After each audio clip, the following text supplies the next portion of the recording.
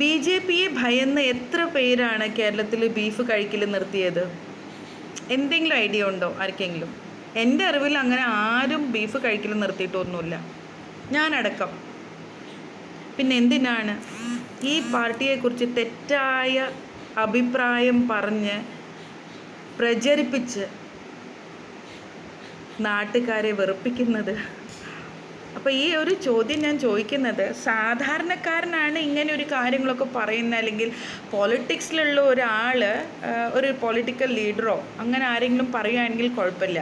ഇത് സൊസൈറ്റിയിൽ ഇത്രയും വിദ്യാഭ്യാസമുള്ള ഒരു വക്കീൽ ഇങ്ങനെയൊക്കെ പറയുമ്പോൾ അത് കേട്ടപ്പോൾ ഒരു വിഷമം തോന്നിയത് കൊണ്ടാണ് ഞാൻ ഈ വീഡിയോ ചെയ്യാമെന്ന് ഉദ്ദേശിച്ചത്. ഞാൻ ആക്ച്വലി പൊളിറ്റിക്സിൽ അകത്ത് കയറിയിട്ട് പൊളിറ്റിക്കൽ അഭിപ്രായം പറയാൻ വേണ്ടിയല്ല ഈ വീഡിയോ ചെയ്യുന്നത്. കുറച്ച് നാളായിട്ട് ഒരു അഡ്വക്കേറ്റ് സ്ഥിരമായിട്ട് ഹിന്ദുക്കളെ അങ്ങ് എന്താ പറയുക, വല്ലായ്മ ചെയ്യുവാണ്.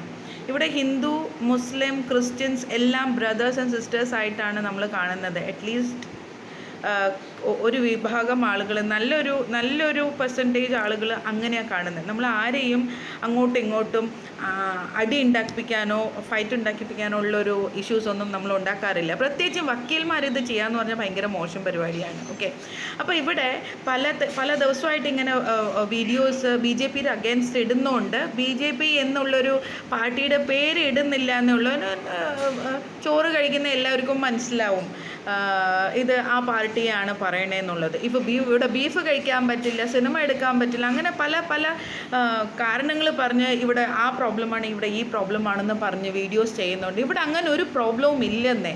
പിന്നെ എന്തിനാണ് ഇല്ലാത്ത കാര്യം പറഞ്ഞ് ഇവിടെ ആളുകളെ തമ്മിൽ, മുസ്ലിംസിനെയും ഹിന്ദുസിനെയും തമ്മിൽ അടുപ്പിക്കുന്നതെന്ന് മനസ്സിലാവുന്നില്ല. അപ്പോൾ അവിടെ ഒരു ഭാഗം ക്ലിയർ ചെയ്യാൻ വേണ്ടിയാണ് ഞാൻ ഈ വീഡിയോ ചെയ്യുന്നത് കേട്ടോ. എനിക്ക് മനസ്സിലായത്തോളം നമ്മളെല്ലാവരും ബീഫും കഴിക്കുന്നുണ്ട്. ഹിന്ദുക്കളുടെ അഗേൻസ്റ്റ് ആയിട്ടുള്ളൊരു സിനിമ ഇറങ്ങിയിട്ടുമുണ്ട്. എന്നാൽ അത് ഇറക്കണ്ടെന്നോ അത് അങ്ങനെ ഇറക്കാൻ പാടില്ല എന്നൊന്നും പറഞ്ഞിട്ടില്ല. ഇറക്കി കഴിഞ്ഞിട്ട് കുറച്ച് കട്ട്സ് പറഞ്ഞിട്ടുണ്ട്. അത് ആവശ്യമാണ്, അത് ഒരു പൊളിറ്റിക്കൽ പാർട്ടീനെ ബേസ് ചെയ്തതുകൊണ്ട് കുറച്ച് ഭാഗങ്ങൾ മാറ്റാൻ പറഞ്ഞു, അത്രയേ ഉള്ളൂ.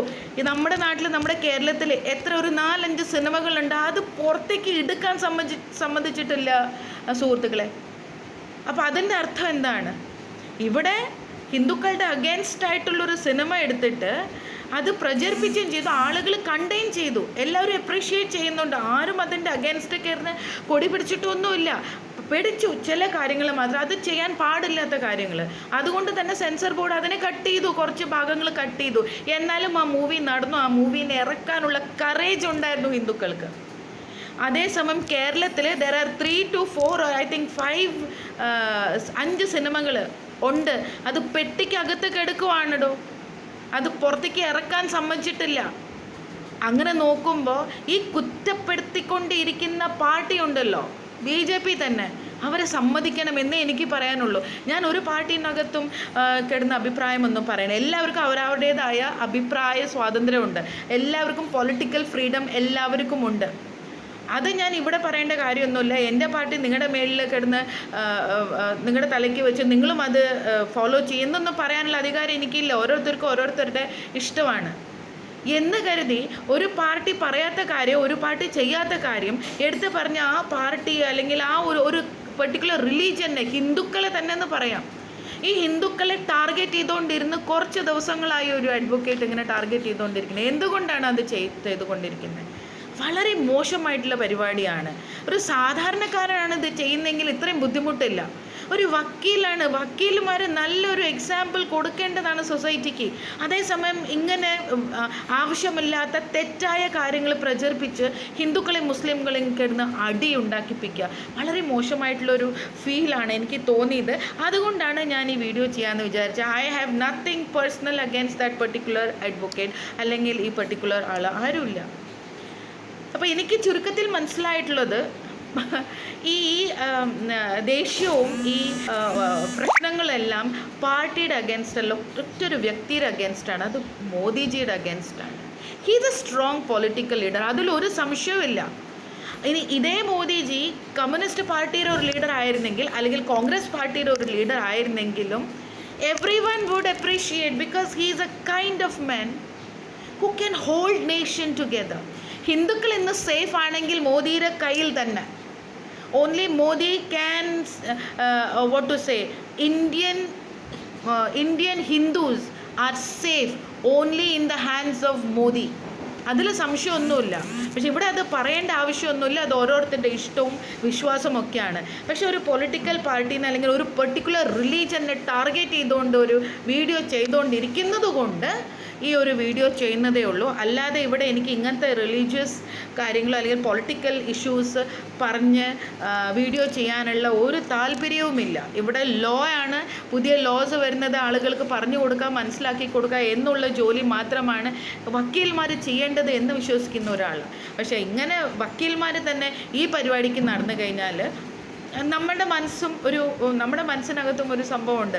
അത് പൊളിറ്റിക്സിനോടുള്ള സ്നേഹമോ അല്ലെങ്കിൽ ആ ഒരു പൊളിറ്റിക്കൽ പാർട്ടിയോടുള്ള ഇഷ്ടവും കാര്യങ്ങളും ഒന്നുമല്ല. ഒരു പാർട്ടി നല്ല കാര്യം ചെയ്യുന്നുണ്ടെങ്കിൽ നമ്മൾ അക്സെപ്റ്റ് ചെയ്യണം. ഒരു പാർട്ടി ചീത്തയായ കാര്യങ്ങൾ ചെയ്യുന്നുണ്ടെങ്കിൽ അത് അക്സെപ്റ്റ് ചെയ്യണം. അല്ലാതെ മറ്റേ പാർട്ടീനെ ഇങ്ങനെ ഇല്ലാ കഥകൾ പറഞ്ഞുണ്ടാക്കി സ്വന്തമായിട്ട് അവനവൻ പോയി ഇൻവെസ്റ്റിഗേഷൻ, പണ്ടത്തെ കാലത്ത് ഗോദരേരിയും അത് ഇതുമൊക്കെ ആ ഇൻവെസ്റ്റിഗേഷൻ പാർട്ടിയിൽ നിങ്ങൾ ഉണ്ടായിരുന്ന ഭാവമാണ് ഇവിടെ ഓരോരുത്തരും വീഡിയോ ചെയ്യുന്നത്. അങ്ങനത്തെ ഇൻവെസ്റ്റിഗേഷൻ നടന്നിട്ടുണ്ട്. പലർക്കും പല അഭിപ്രായങ്ങളുണ്ട്. അഭിപ്രായത്തിൽ നിന്നിട്ടില്ല. പലരും പല അഭിപ്രായം. ഇനി അങ്ങനെ അഭിപ്രായം ഉണ്ടെങ്കിൽ തന്നെ അത് ഇവിടെ പറഞ്ഞ് മുസ്ലിംസിനെയും ഹിന്ദുസിനെയും കിടന്ന് വഴക്കുണ്ടാക്കിപ്പിച്ച് അടി ഉണ്ടാക്കിപ്പിക്കുകയല്ല ഒരു വക്കീലോ അല്ലെങ്കിൽ ഏതൊരാളോ ഇവിടെ ചെയ്യേണ്ടത് എന്നുള്ളൊരു അഭിപ്രായം എനിക്ക് ഉള്ളത് കൊണ്ടാണ് ഞാൻ ഈ വീഡിയോ ചെയ്യുന്നത്. അല്ലാതെ എനിക്ക് ഒരു പെർട്ടിക്കുലർ റിലീജിയനോടോ ഒരു പെർട്ടിക്കുലർ പാർട്ടിയോടോ ഒരു ഇഷ്യൂസും ഒരു സംഭവമില്ല.